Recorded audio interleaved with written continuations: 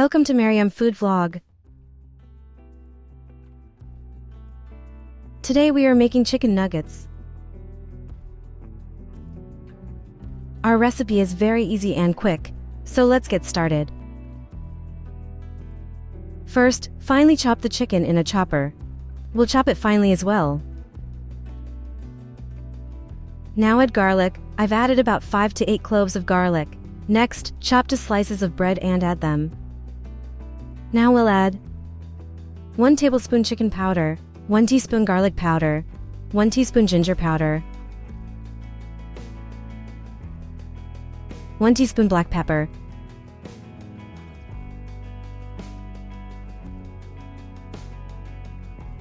1.5 teaspoons salt adjust to taste.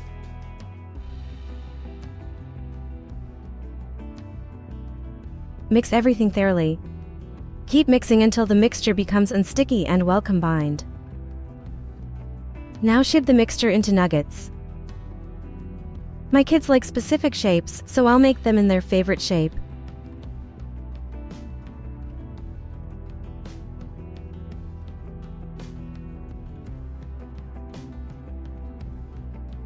Now we'll coat the nuggets with flour and eggs.